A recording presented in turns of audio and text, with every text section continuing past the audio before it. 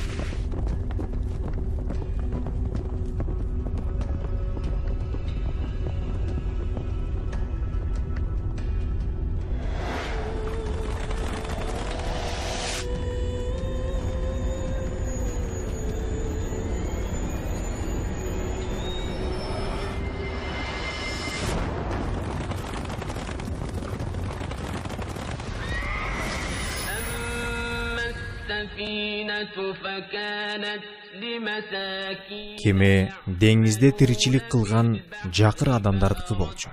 Аны мен жараксыз кылгым келгенинин себеби, анын артынан бир мыкты кемени тартып алып туруучу заалым падыша кууп келе жаткан болчу.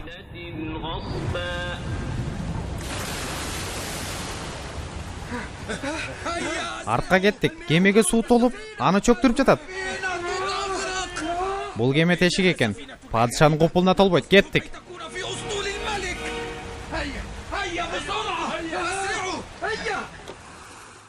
Хыдыр айтты. Аллахтын ырайымы менен кемени тешүүнү туура таптым. Ал эми экинчи тапшырмам Хаснуттун өлүмү төмөнкүчө.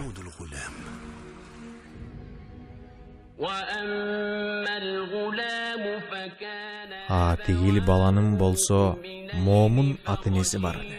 Ал ата-энесин ыймандан баш тартууга, капырлыкка зордоосунан корктук. Эгеси анын ордуна өздөрүнө андан дагы таза, андан да мээримдүү бала берүүсүн кааладык.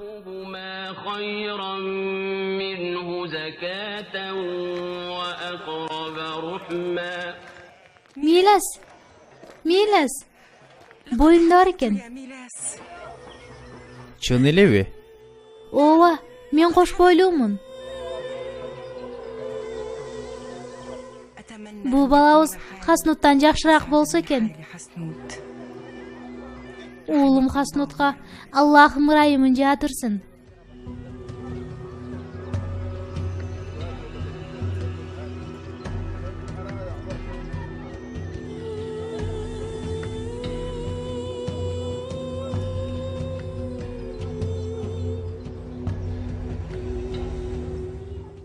Жаш жигит менен болгон окуя момун ата-энесине азап берген, жада калса ыймандан чыгууга зордогон.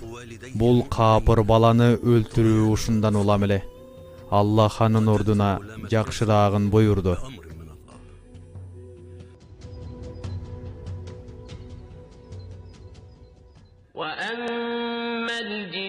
Ал эми тамдын дубалы болсо, ошол шаардагы эки жетим балага таандык болуп, анын астында ал экөөнө тиешелүү болгон казына бар эле. Алардын ата-энеси жакшы киши болгондуктан, эгең ал экөөнүн эрезеге жетип, ошол казынаны чыгарып алуусун каалады. Бул эгеңдин бир жакшылыгы болчу. Ошондуктан муну мен өзүм билгендей эле жасап салганым жок. Мына ушулар сенин сабыр кыла албаган иштериңдин чечмелениши, деди. Ал эми жыгыла турган дубалдын окуясы ушундайча болгон. О Аллахтын пайгамбары Муса, кеме окуясына кайрылсак, анын ээлери кайгыга баткандан көрө алардын кемеси чөккөнө абзелирээк эле. Сен өзүңдүн абалыңды унуттуңбу? Апаң бир кезде сен эмчектеги бала кезиңде сууга ыргытпады беле? Аллах сени сактады.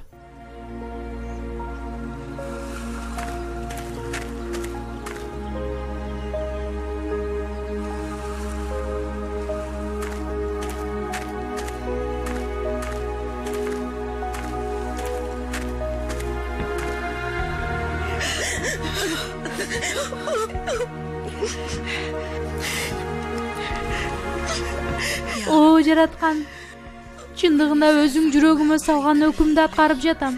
Сага бекем ишенем. Аны өзүң сакта. Зөөкөр элдердин зулумунан сакта.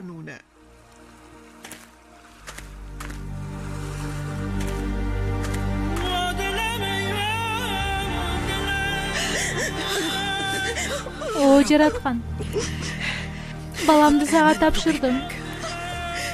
Өзүң атабыз Ибрахимдин, Исхактын, Исмаилдин жана Якуптун кудуреттүү Раббисисиң. Уулумдун кайрамандыгын көрсөт. Жүрөгүмдү бекем кыл. Жүрөгүмдү бекем кыл, о Аллах. Атабыз Ибрахимге оттун ысыгын сездирбеген өзүңсүң. Уулума да ушул сууну аманчылык жана сактык кылуусун насип эт. О жараткан.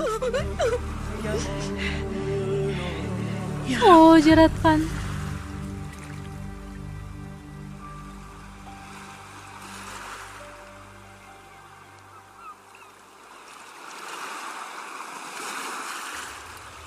Мен жаш жигитти өлтүргөндө Аллахтын буйругу менен болчу.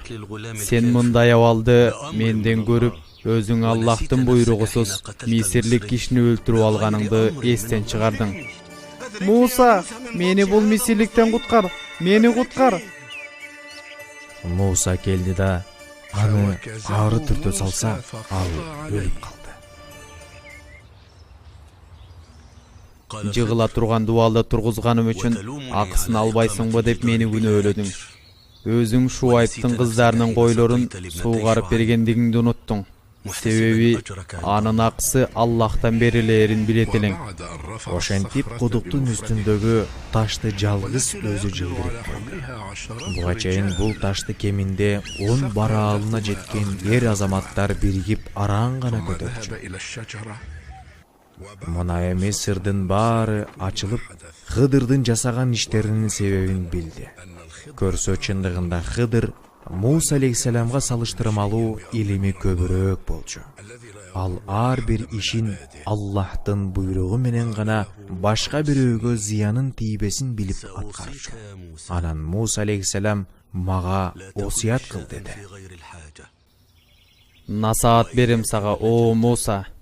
Кажети болбогон нерселерден оолак бол. Өзүң балээден алыс болосуң. Себепсиз күлө бербе. Катаны ката менен кетирем дебе.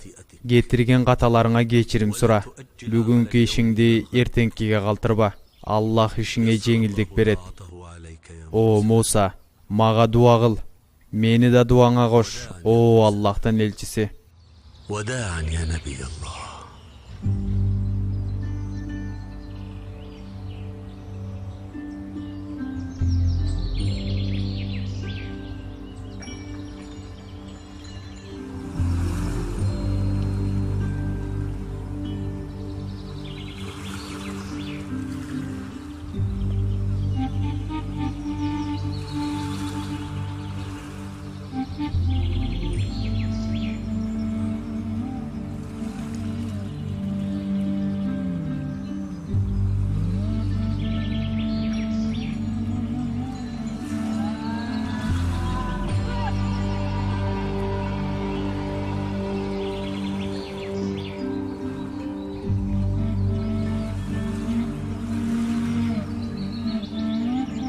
لقد تعلم موسى من الخضر شيئين.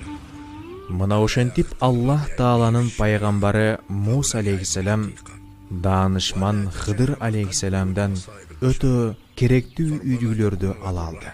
Жана анын берген осуяттарын жан дили менен ишке ашырууга тырышты.